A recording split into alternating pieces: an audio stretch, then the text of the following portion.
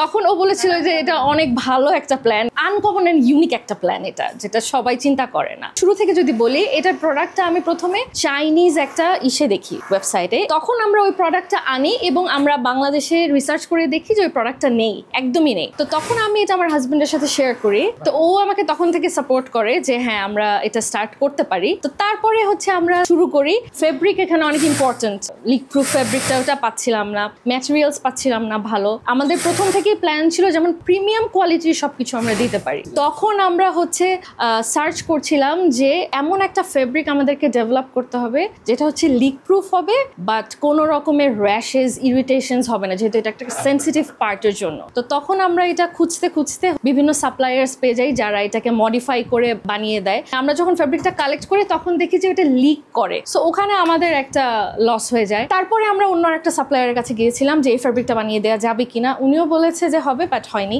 তারপরে ফাইনালি আমরা ডিসাইড করলাম যে না, এভাবে তো হচ্ছে না, আমরা বেটার দেশের বাইরে এই ফেব্রিকটা খোঁজার চেষ্টা করি। দেশের বাইরে থেকে আমরা এটা হচ্ছে এই পুরো লিক প্রুফের যে ফেব্রিকটা, ওখানে আমরা একজন সাপ্লায়ার পাই। তো আমরা ওনার কাছে বিভিন্ন ভিডিওস চাই যে কি মানে ফেব্রিকটা রেডি আছে কিনা, বা লিক যে করছে না এটার এভিডেন্স। শিপমেন্ট আসার ডেট যত ঘনাচ্ছিল তত নার্ভাসনেস কাজ করছিল যে আদৌ কি হবে কি হবে না। ফেব্রিকটা আসতে লেগেছিল প্রায় 15-20 দিন। এভরিডে সাপ্লায়ারকে মেসেজ পাঠিয়েছি যে কতটুকু প্রসেস হলো, কি হলো, মানে ইচ অ্যান্ড এভরি ডিটেলস আমি জানতে চেয়েছি। ফেব্রিকটা যেদিন আসলো পুরো দিন রাতি ঘুমাইনি, পুরো রাতি ঘুমাইনি যে কালকে আসবে এবং টেস্ট করবো, এবং এটার উপর অনেক কিছু ডিপেন্ড করে। ফেব্রিকটা আসলো, আসার পরে আমরা যখন টেস্ট করতে গেলাম তখন আমার এখন মনে হচ্ছে আমাদের হাত কাঁপছিল যে এটা আসলেই কি কাজ করবে কি করবে না। তারপরে আমরা ওই মেইন রোল থেকে একটা ফেব্রিক কাটলাম, কাটার পরে ওটা টেস্ট করলাম এবং দেখলাম যে এটা লিক প্রুফ, এবং আমার এখনো মনে আছে আমরা ভীষণ খুশি হয়েছিলাম, কিছু একটা ইউনিক তাহলে হতে যাচ্ছে। এক্সপেরিমেন্ট করার পর যখন আমরা ফেব্রিকটা পাওয়ার পর সাকসেসফুল হয়ে গেলাম, প্রথমে অনেকবার এটা বানানো হয়েছে বাট ওটা ফেল করেছে, কারণ ওই ফেব্রিকটা ঠিকঠাক হচ্ছিল না। আন্ডারওয়্যারটা যখন আমরা বানাচ্ছিলাম তো এখানে তো 2-3টা লেয়ার থাকে, কারণ ওখানে কাটিং এর ব্যাপার আছে, সাইজের ব্যাপার আছে, ইলাস্টিকের ব্যাপার আছে, কারণ এগুলো সাইজ ঠিকঠাক না হলে কমফোর্টেবল হবে না। আস্তে আস্তে জানলাম আর কি যে এই এখন আবার আমাদের ফ্যাটলক মেশিনও কিনতে হবে। তারপরে আমরা স্টেপ বাই স্টেপ সবকিছুই একে একে সলভ করলাম আর কি। সব থেকে বড় প্রবলেম ছিল প্রোডাক্টটা রেডি হওয়ার পর মার্কেট ফিট করা, কারণ কেউই বুঝতে পারছিল না যে পিরিয়ড আন্ডারওয়্যার জিনিসটা কি, এটা কি প্যাডের সাবস্টিটিউট।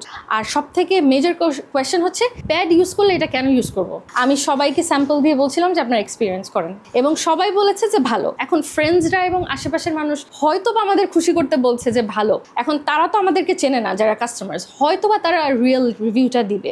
এবং আলহামদুলিল্লাহ কেউই এখনো পর্যন্ত আমাদের কোনো বাজে রিভিউ নেই। আমাদের প্রথম দিন অর্ডার এসেছিল মনে হয় 10 পিস জাস্ট, এবং ওই মাসে সব মিলিয়ে আমাদের অর্ডার এসেছিল সব মিলিয়ে হয়তো 100 পিসের মতো, এর বেশি না। এবং তখন আমরা হচ্ছে কোনো অ্যাড রান করছিলাম না, বাট তখন আমরা পিআর দিয়েছিলাম, পেইড যেটা। তো ওটা থেকে আমাদের পুরো মাসে প্রায় 100 পিসের মতো অর্ডার এসেছিল, বাট আমরা নার্ভাস ছিলাম যে হয়তো বা 50-50 হতে পারে, 50% ভালো বলবে, 50% খারাপ বলবে। বাট পরে দেখলাম যে না, সবাই স্যাটিসফাইড। আমরা তখন হচ্ছে ডিরেক্ট কন্টেন্ট দেওয়া স্টার্ট করলাম ফেসবুক পেজে যে এই প্রোডাক্টটা এভাবে কাজ করে।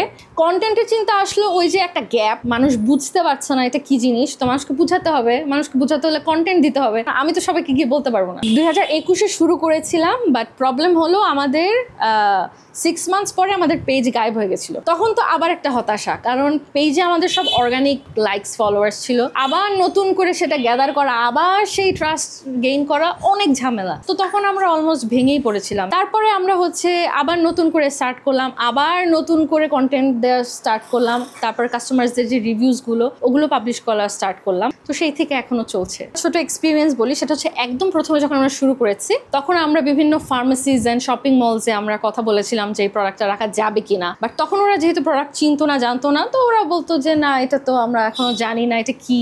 বাট এখন এই 2025 সালে এখন এসে দাঁড়িয়ে আমাদেরকে অনেক ফার্মেসিস থেকে, অনেক শপিং মলস থেকে নক করে যে আমাদের কাছে এটা দেন, অনেকেই চাচ্ছে